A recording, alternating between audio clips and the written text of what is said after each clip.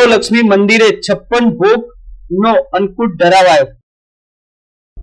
સુદ પૂનમ અને દેવ દિવાળી હોવાથી અમદાવાદના થલતેજ વિસ્તારમાં આવેલ શ્રી પંચદેવ મંદિર ધાર્મિક ટ્રસ્ટ દ્વારા સંચાલિત શ્રી વૈભવ લક્ષ્મી મંદિર ખાતે માં લક્ષ્મીજીને 56 ભોગનો ભવ્ય અન્નકૂટ ધરાવવામાં આવ્યો હતો।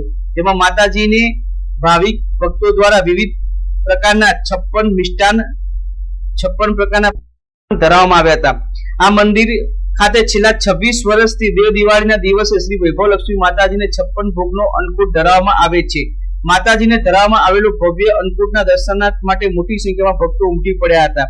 મંદિરના પૂજારીએ દેવ દિવાળી દિવસે શ્રી વૈભવ લક્ષ્મી માતાજીને 56 ભોગનો અન્નકૂટ ધરાવવાના અંગે જણાવ્યું હતું કે સમુદ્ર મંથન વખતે તેમાંથી વૈભવ લક્ષ્મી, અતિલક્ષ્મી, વિદ્યાલક્ષ્મી, ધાન્યલક્ષ્મી, ગજલક્ષ્મી, સંતાનલક્ષ્મી, વીરલક્ષ્મી અને ઐશ્વર્યલક્ષ્મી એમ અષ્ટ લક્ષ્મી પ્રગટ થયા હતા।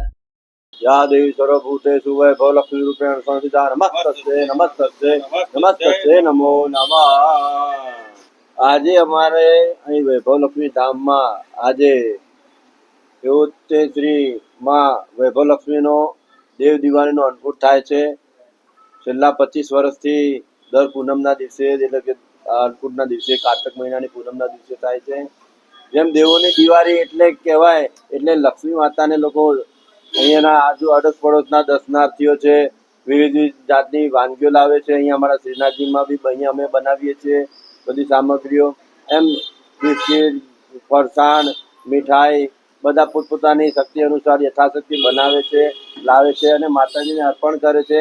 અને આજે અનેરો ઉત્સાહ છે એવો દેવ દિવાળીનો પર્વનો માતાજીને ભોગ લગાવીને માતાજી સૌ રાજી ખુશી થાય છે। લક્ષ્મીની કૃપા પ્રાપ્ત કરવા દેવો અને દાનવો વિવિધ ફળ ફળાદી અને પકવાનો નૈવેદ્ય ધરાવ્યો હતો। ત્યારથી જ સમગ્ર દેશમાં દેવ દિવાળીના દિવસે લક્ષ્મી માતાજીના મંદિરોમાં 56 ભોગનો અન્નકૂટ ધરાવવામાં આવે છે। તો મિત્રો હતા અત્યાર સુધીના મુખ્ય સમાચારોની ખાસ ગતિવિધિ માટે આપ નિહાળતા રહેજો એસ લાઈવ ન્યૂઝ બુલેટિન। નમસ્કાર।